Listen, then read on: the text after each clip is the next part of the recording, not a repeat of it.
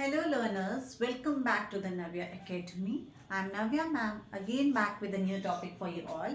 I hope you will enjoy and learn this class very seriously. So let's start the introduction of this class first. Introduction is that earlier we had done verb, what is verb, how are the verbs identified, and thereafter the type of verbs and the form of verbs we have already covered in the previous class. Previous class में जो हमने verb के types पढ़े थे, finite and non finite, finite वाला part उसके 3 parts थे, हमने ऑलरेडी कल की क्लास में डन कर लिए. In case if you feel any doubt you can go through that class again. पिछला एपिसोड मेरा कल ही आया था, एपिसोड नंबर 17, जिसमें कि आप गो थ्रू कर सकते हैं फाइनाइट वर्ब को. फाइनाइट वर्ब के 3 पार्ट्स को मैंने बहुत ही डीपली वीडियो में अनस्टडी करवाया था. देयर आफ्टर आज की डेट में जो हमारा नेक्स्ट पेंडिंग पार्ट है वर्ब का, वो है नॉन फाइनाइट वर्ब और we can say infinite verb. कल की डेट में जो मैंने आपको बताया था उसका थोड़ा सा मैं ब्रीफ अप दे देती हूँ.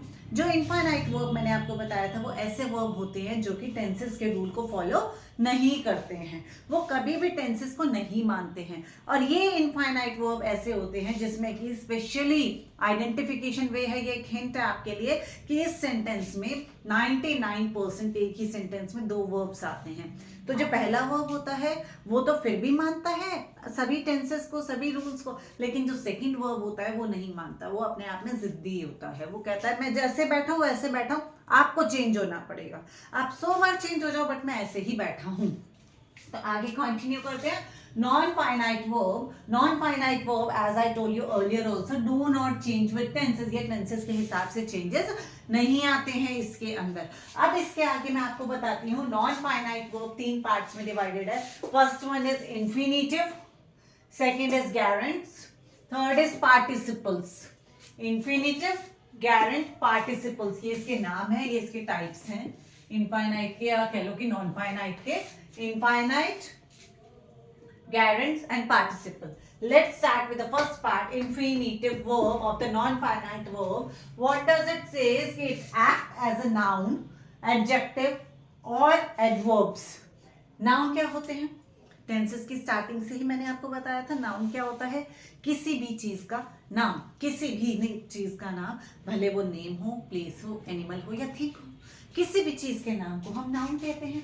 तो जो इन्फिनेटिव वर्ब होता है हमारा, इन्फिनेटिव वर्ब हमारा एक्ट होता है एज अ नाउन, नाउन की तरह बिहेव करता है अपने आप में. तो वो कहता है कि मैं नाउन हूं, मैं किसी को देख के नहीं बदलूंगा, मैं बैठा हूं.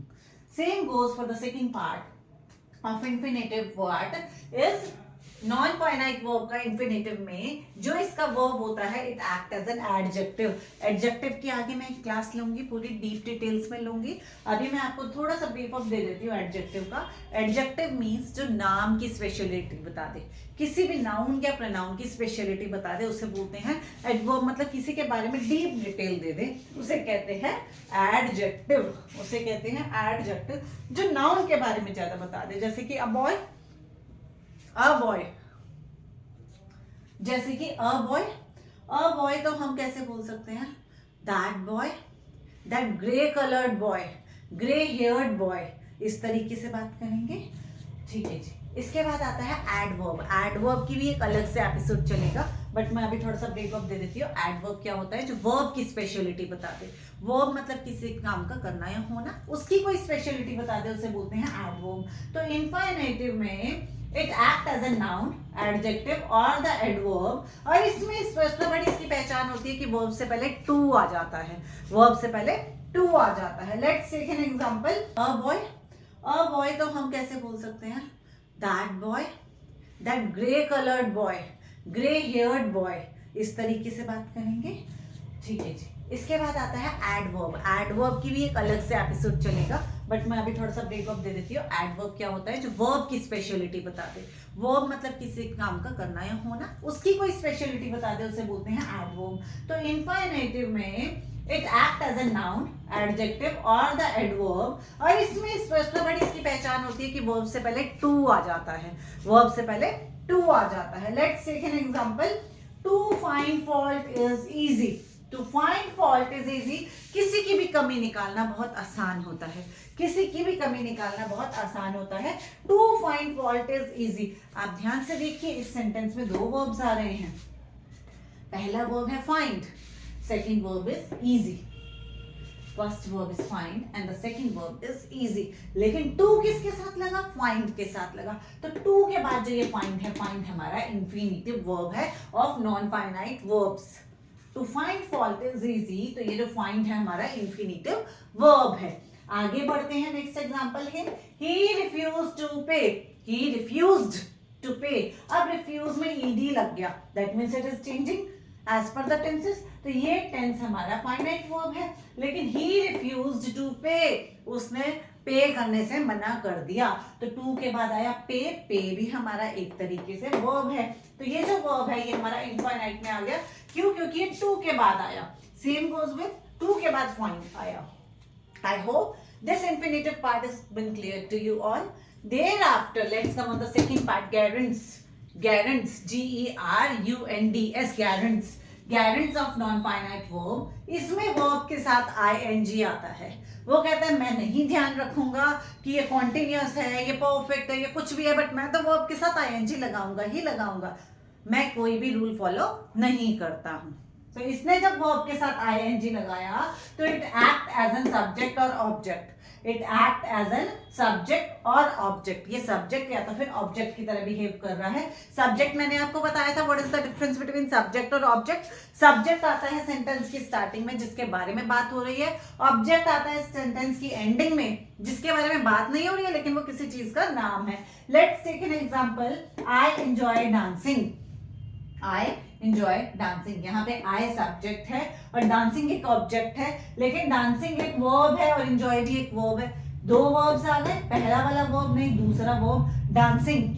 She enjoy dancing, they enjoy dancing. वो डांसिंग डांसिंग ही रहेगा, बेशक यहाँ पे आई आ जाए, ही आ जाए, यू आ जाए, दे आ जाए, कुछ भी आ जाए। डांस के साथ अपने ing वो नहीं छोड़ेगा। दैट मीन्स ये जो डांसिंग है ये हमारा gerund वर्ब है। ये हमारा gerund वर्ब है।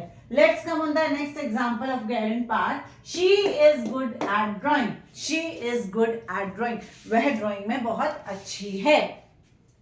गुड हमारा एक वर्ब है, ड्राइंग भी हमारा एक वर्ब है। शी की जगह आई लगा दो, यू लगा दो, शी लगा दो, ही लगा दो, दे लगा दो, ड्राइंग का ड्राइंग ही रहेगा। ड्रॉ भी एक वर्ब है, गुड भी एक वर्ब है, लेकिन ये गुड वाला वर्ब पहले आ गया, ड्रॉ वाला वर्ब बाद में आया है। और ड्राइंग कहता है मैं अपने साथ ing लगाऊंगा ही लगाऊंगा, तुम सब्जेक्ट कितना मर्जी चेंज कर लो। तो ये जो है हमारा ऑब्जेक्ट का काम कर रहा है ड्राइंग, और ing नहीं छोड़ता, इसलिए ये है हमारा gerund part of non finite verb. I hope अभी तक आपको इनफाइनाइटिव और gerund समझ में आ गया होगा। Let's come on the third part, the last part of non finite verb, that is called participles. That is called participles. तो पार्टिसिपल्स क्या कहता है कि वर्ब के साथ ing या तो फिर ed लग जाता है। ing या तो फिर ed लग जाता है। ing या तो फिर ed लग जाता है। तो ये किस तरीके से यूज होता है? Use as an adjective. Adjective means ये किसी भी नाम की स्पेशलिटी बता रहा है, किसी के भी चीज के बारे में, उसके बारे में डीप डिटेल दे रहा है, सब्जेक्ट के बारे में डीप डिटेल दे रहा है। Just example, the burning candle. The burning candle is lying there. The burning candle, जलती हुई मोमबत्ती उधर रखी है। तो बर्निंग जो है, इस candle is a subject. Candle के बारे में बात हो रही है, सब्जेक्ट के बारे में डीप डिटेल दे रहा है बर्निंग।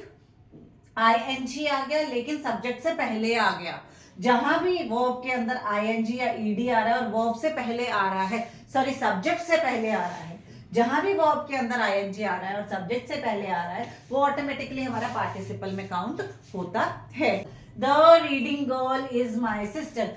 वह लड़की जो पढ़ रही है वो मेरी बहन है। वह लड़की जो पढ़ रही है वह मेरी बहन है। तो वह लड़की, गर्ल क्या है, इसमें सब्जेक्ट है, लेकिन सब्जेक्ट से पहले ही वर्ब आ गया रीड, और रीड अपने साथ ing लेकर के आया है। तो वो जहां पे भी सब्जेक्ट से पहले वर्ब आ रहा है और वर्ब के अंदर ing आ रहा है, वो हमारा पार्टिसिपल है। इसका जो मैं आपको MCQ दूंगी उसमें आपको फाइनाइट और नॉन फाइनाइट का डिफरेंस फाइंड आउट करना होगा, प्लस फाइनाइट के 3 पार्ट्स प्लस नॉन फाइनाइट के 3 पार्ट्स, मतलब कि 6 पार्ट्स में से भी आपने ये पता करना होगा कि ये फाइनाइट के 3 पार्ट्स में से है या नॉन फाइनाइट ये इन 3 पार्ट्स में से है, इंफिनिटिव, gerund या participle.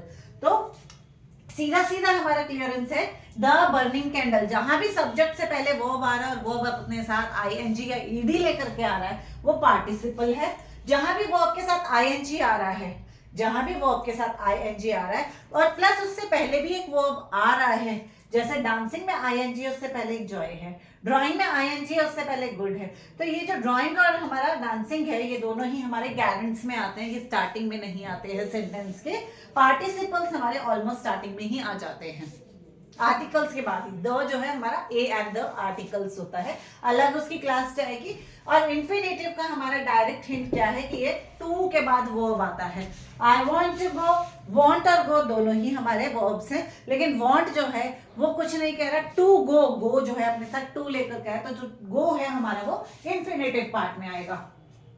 He refused to pay, refuse कह रहा है कि मैं आराम से आके बैठ गया, मैं कुछ नहीं कह रहा हूँ। जो ये फर्स्ट है हमारा वर्ब, ये सेकंड वर्ब है, ये हमारे साथ टू लेकर के आया, तो ये जो पे वर्ड है ये हमारा इन्फिनेटिव पार्ट है। आई होप अभी तक की आपको सारी क्लास समझ में आ गई होगी। In case you feel any doubt और issue just let me know in the comment section. मिलते हैं हम नेक्स्ट क्लास में with the MCQ of verbs. और इससे अलावा कोई भी इशू होता है या कोई पर्टिकुलर आपको सब्जेक्ट या टॉपिक से रिलेटेड कुछ इन्फॉर्मेशन चाहिए, then let me know, I will make a new video for that. Thank you and see you again.